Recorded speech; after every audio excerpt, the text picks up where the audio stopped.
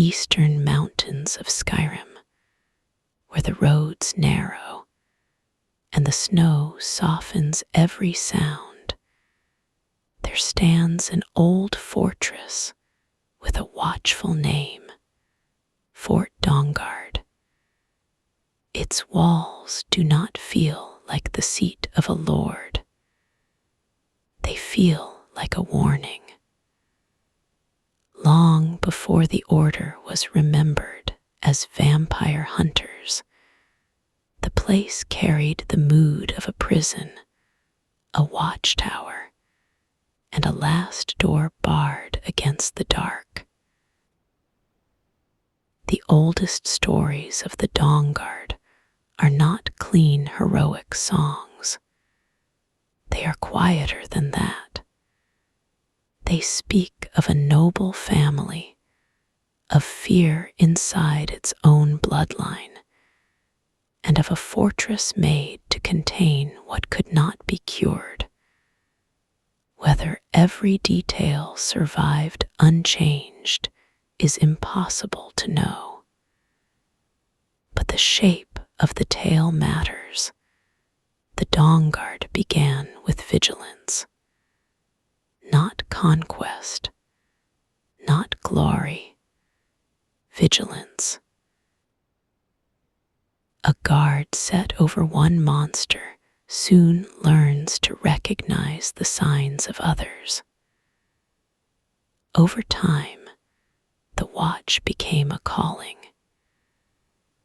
The Order learned what vampires left behind: missing travelers, cold rooms, clean goblets, old houses where no one opened the shutters. They gathered weapons, sharpened discipline, and began to step beyond the fortress walls. The Dawnguard became less a prison staff and more a promise. But orders built around danger are always at risk when the danger seems to pass. Generations change. Roads become safer. Lords forget why old budgets exist. The fortress that once held a terrible secret became a ruin of half-remembered duty. Dust settled in halls. Tools disappeared. The name survived, but only barely, like a coal under ash.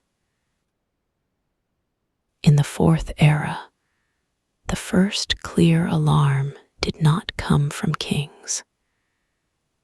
It came from people who watched the Daedric corners of the world, the Vigilants of Stendarr. They hunted corruption where they could find it, but their discipline had limits. When vampire power began moving openly again, the old systems cracked. One former vigilant, Isran, saw the shape of the threat and looked back toward the abandoned fortress. Across the cold waters, another power had waited far longer. Clan Volkihar was no ordinary nest of night feeders. It was old, aristocratic, patient, and bound to the deeper myths of Molag Bal. Its lord dreamed beyond survival. He wanted the sun itself made weak. Against that kind of ambition, a common patrol was not enough. The Dawnguard had to become an order again. The conflict became more than a hunt when prophecy entered the story. Elder Scrolls are not ordinary records. They are dangerous windows, always showing too much and never enough. In this tale, they pointed toward a terrible possibility, the tyranny of the sun. To the vampires, it was a promise. To the Dawnguard, it was a deadline. At the center of the revived war was not simply a weapon, but a sleeping history. A sealed crypt, an ancient daughter of the Volkihar line, an elder scroll carried like a burden from one age into another. The Dawnguard story becomes stranger here because the old division between hunter and monster is forced to listen. Some enemies are born into darkness. Some choose it. Some are trying to leave. To stop the prophecy, the road leads through places older than the Dawnguard itself. Forgotten valleys, Falmer shadows, ruins touched by the tragedy of the snow elves. The Order's history widens here.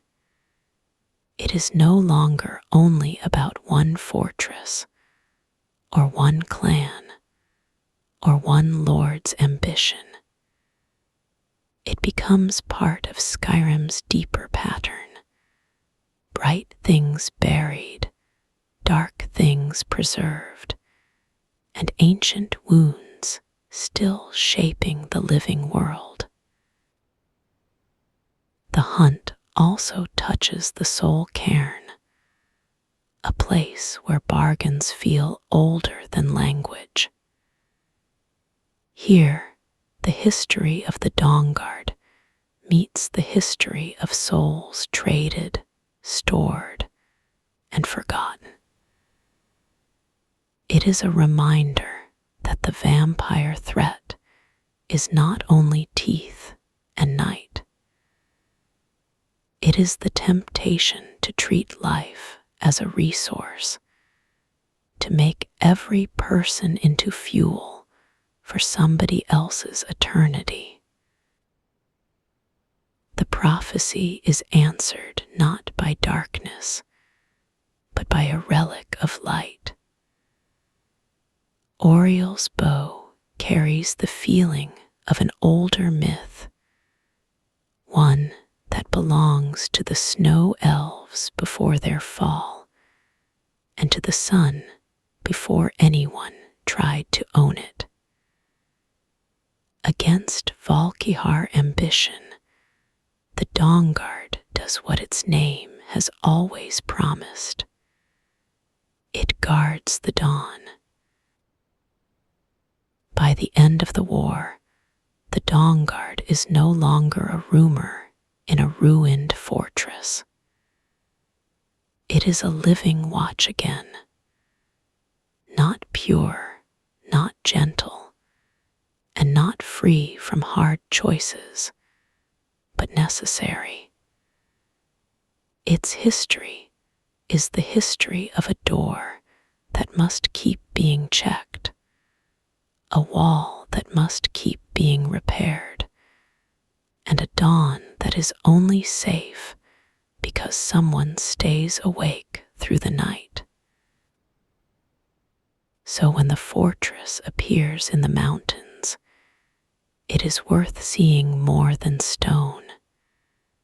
It is memory. It is suspicion made useful. It is the old lesson of Skyrim. Some evils do not vanish just because the road is quiet. The Dawnguard endures because the dark also endures, and because somewhere, just before morning, somebody still has to keep watch.